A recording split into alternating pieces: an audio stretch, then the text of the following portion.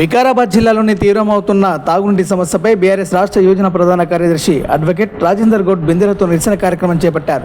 Vikarabad municipal కమిషనర్తో పాటు తెలంగాణ రాష్ట్ర ప్రభుత్వాన్ని కలిసిన రాజేందర్ గౌడ్ జిల్లా ప్రజలు తీవ్ర నీటి ఎద్దడిని ఎదుర్కొంటున్నారని తక్షణమే స్పందించాలని డిమాండ్ చేశారు. ప్రజలకు తాగునీటి సరఫరా మెరుగుపరచడానికి, నీటి సమస్యలను శాశ్వతంగా పరిష్కరించడానికి జిల్లాలోని ప్రతి మున్సిపాలిటీకి, ప్రతి మండలానికి 50 లక్షల రూపాయల నిధులు వెంటనే మంజూరు చేయాలని ప్రభుత్వాన్ని కోరారు. ప్రజల మౌలిక అవసరమైన తాగునీటిని అందించడం ప్రభుత్వ ప్రాథమిక బాధ్యతని, సమస్య నిర్లక్ష్యం చేయకుండా అత్యవసర చర్యలు తీసుకోవాలని ఆయన స్పష్టం చేశారు. ప్రజల ఇబ్బందులను దృష్టిలో పెట్టుకుని ప్రభుత్వం వెంట స్పందించాలని విజ్ఞప్తి చేపట్టారు. ఈ కార్యక్రమంలో బీఆర్ఎస్ నాయకులు రాజు, యాదయ్య, జయపాల్రెడ్డి, సత్యనారాయణ, వినోద్, నారాయణ రెడ్డి, అశోక్ గౌడ్, పురుషోత్తం, ప్రశాంత్, నరసింహ, అక్రమ్ తదితరులు పాల్గొన్నారు.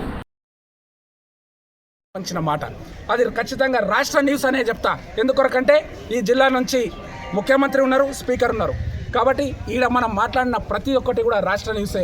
దానికి ఒక ఎగ్జాంపుల్ కుక్కలది ఇప్పుడు ఏదైతే ఆర్డర్ వచ్చిందో సుప్రీంకోర్టులో, కేవలం వికారాబాద్లో మొదలైన ఉద్యమమే అని కూడా నేను చెప్తా ఉన్నా, చాలా స్పష్టంగా చెప్తా.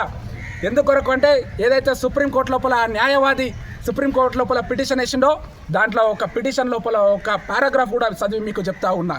A political leader from Telangana has on several occasions visited and consoled persons who were victims of dog bite incidents. This may be considered as proof before the Honorable Court.